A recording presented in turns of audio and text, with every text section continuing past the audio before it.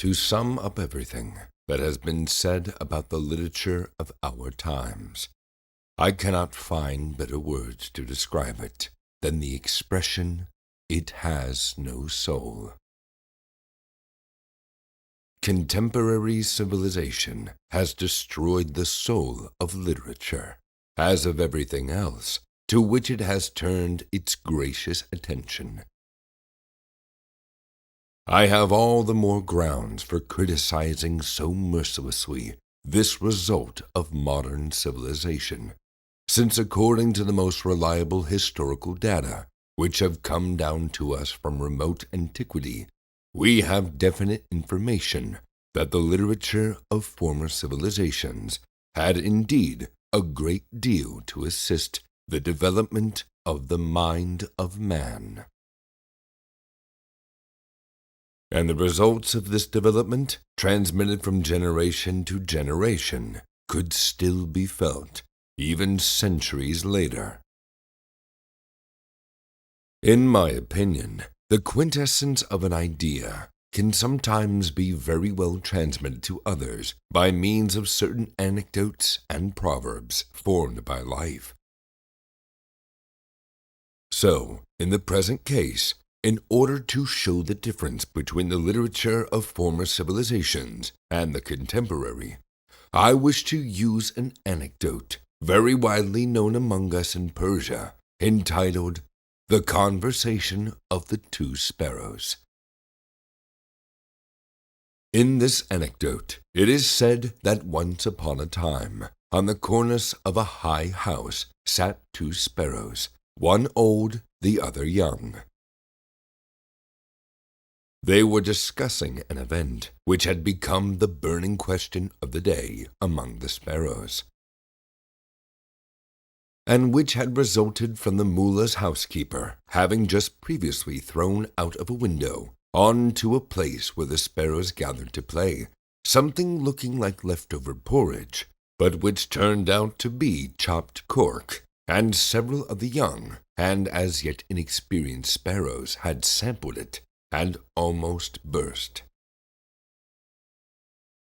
While talking about this, the old sparrow, suddenly ruffling himself up, began with a pained grimace to search under his wing for the fleas tormenting him, and which in general breed on underfed sparrows. And having caught one, he said with a deep sigh, "Times have changed very much. There is no longer a living to be had for our fraternity. In the old days, we used to sit, just as now, somewhere upon a roof, quietly dozing, when suddenly, down the street, there would be heard a noise, a rattling and a rumbling.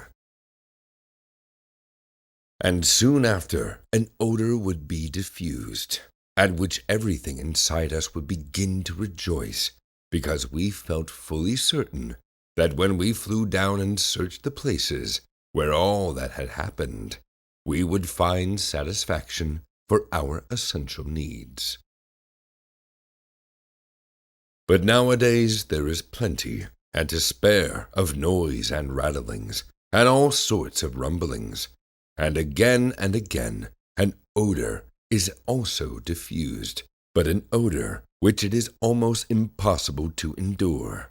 And when sometimes, by force of old habit, we fly down during a moment's lull to seek something substantial for ourselves, then search as we may with tense attention, we find nothing at all except some nauseous drops of burned oil.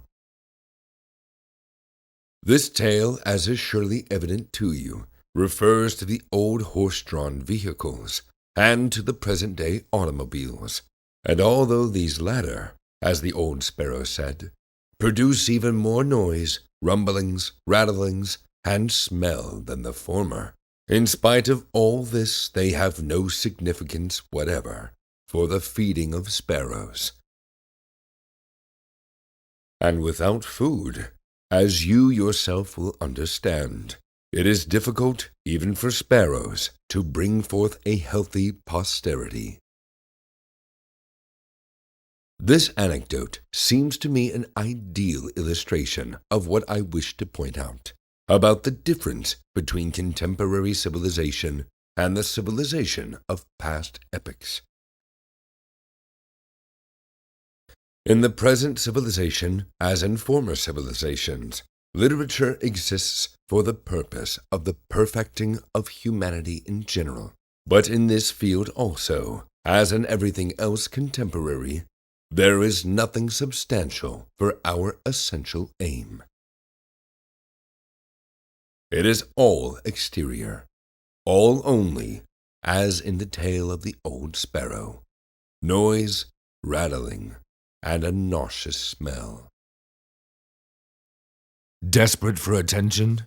I read each and every comment on this channel, so turn your desperation into gratification by hitting us with a comment.